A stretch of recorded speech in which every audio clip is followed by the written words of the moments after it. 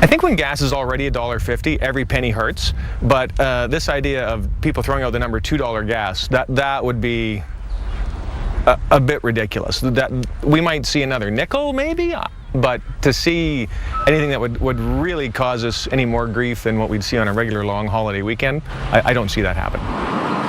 So just how big of an impact can Alberta really have on our gas prices? CTV's Ben Milger live at East Vancouver with more on that part of the story. Ben. Yeah, Scott, everybody wants to know how much this could drive up the price per liter here at the pumps. So we took a look at where our gas actually comes from to see if we could gauge the impacts that way. Of the gas sold in Metro Vancouver, 50 to 60% of it comes from Alberta refineries. About 25 to 30% comes from the Parkland refinery in Burnaby, but it gets most of its crude from Alberta. And the remaining 10 to 15% is imported, mostly from Washington State. And that's where we could see refineries deliver more gas over the border, potentially softening the increase in prices.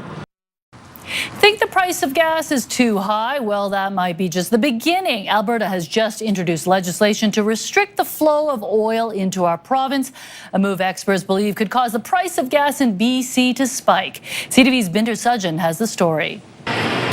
With BC drivers already pinched at the pump, now the possibility of a further squeeze. I remain confident that we will not have to use it, but I am also making sure that we are ready. Ready with new legislation that, if passed, would allow Alberta to limit how much oil and gas flows to BC.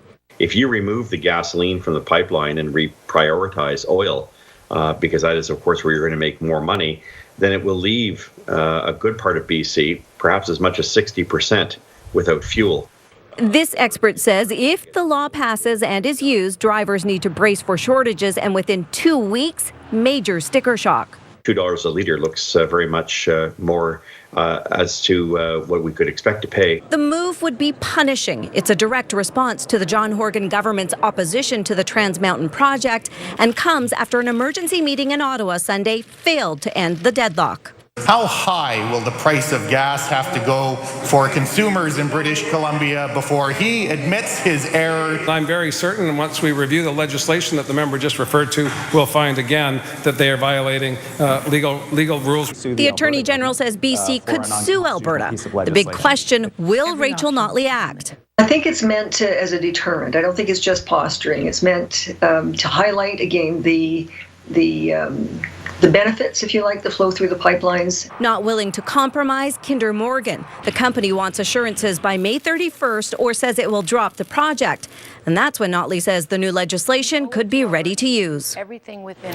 And Binder joins us now from the legislature. Binder, if the law passes, why can't BC just ignore Alberta and find a different source of oil and gas? Yeah, well, experts say it's just simply not that easy to do. And we also can't count on Saskatchewan. The Premier says in the coming days, Saskatchewan will introduce legislation similar to Alberta's. And in Alberta, that legislation is expected to become law. And Rachel Notley is saying she's confident she won't have to use it. I'm sure a lot of drivers here are hoping she's right. Mi Jung? Binder Sudjan reporting live from Victoria.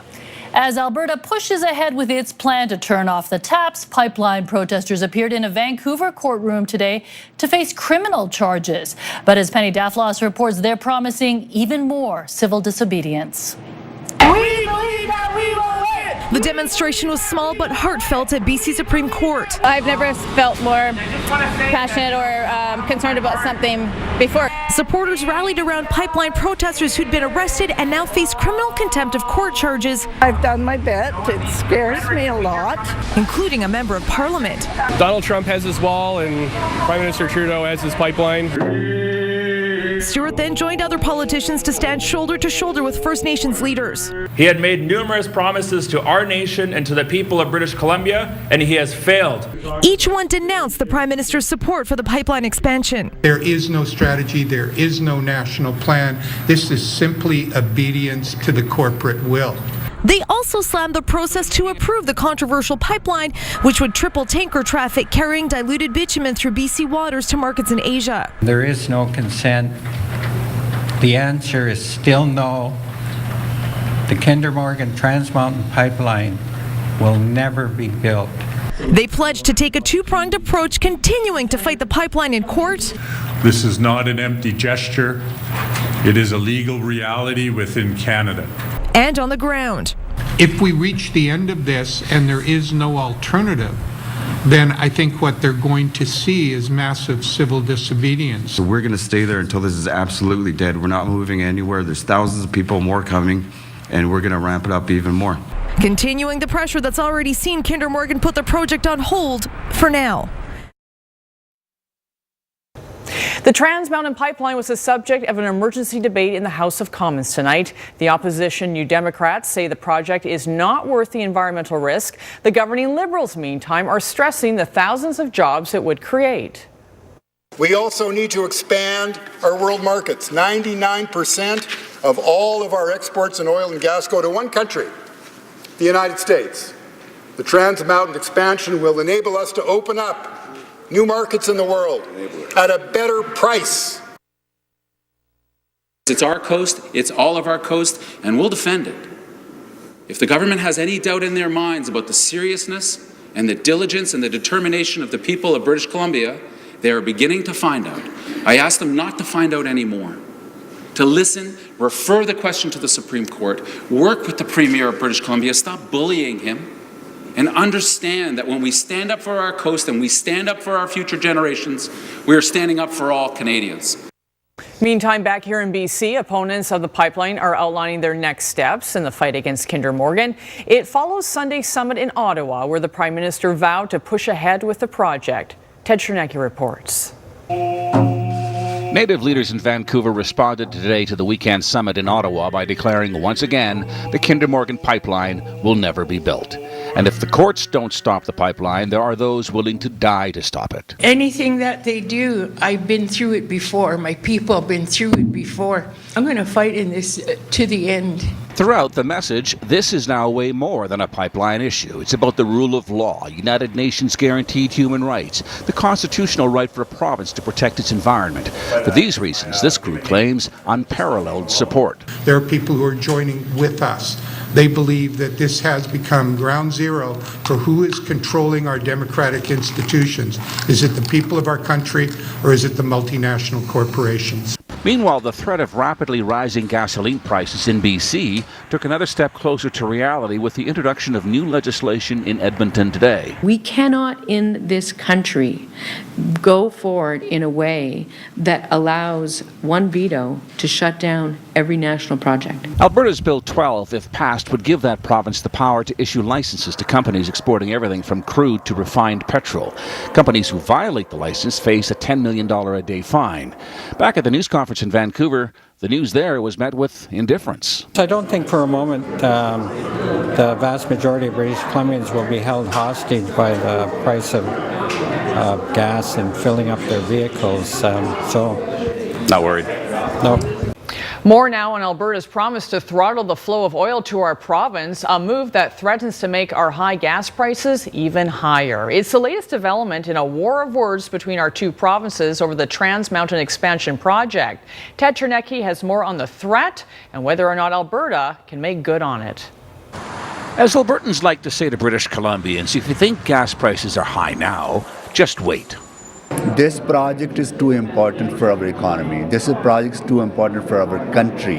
And so we would not let this project fail. We will be bringing forward legislation in coming days. That includes new legislation expected to be introduced into the Alberta legislature claiming to give Alberta the power to turn off its oil to BC if necessary. We are doing what reasonable governments do. We've asked for this issue to be dealt with through the courts. We're not looking for any kind of dispute. So if, and it's a big if, Alberta ever tried to follow through, one of the first to feel the impact would be YVR and its aviation fuel supply. Currently, about 40% of it comes from the Burrard Inlet Refinery through a 48-year-old pipeline. There could be increased rail tanker traffic, but that's already reaching capacity. And even Washington State's refineries couldn't help that much because some of its crude oil originates from Alberta and is carried on branches of the existing Trans Mountain pipeline. The government might have some control over this, but if there are companies who are shipping stuff through those pipes, and those companies have no interest in having those pipes turned off because they want their product to get to the market. BC's minority government is doing just what it promised it would do in the last election, that is stand up for the environment. But that's not making friends anywhere, not even in Ottawa, where today BC was accused of needlessly bringing court actions where it has no authority. This is no time for any provincial government to be reckless with the financial well-being of Canadians and for the fabric of the Federation itself. But before you start hoarding gasoline, remember this. There is a dispute between two fragile provincial governments, and they're both fighting for their political lives. No one has any incentive to back down. Everyone's facing an election, and you've got a province and the federal government pitted against a different province and a country that's divided on it, more or less 50-50.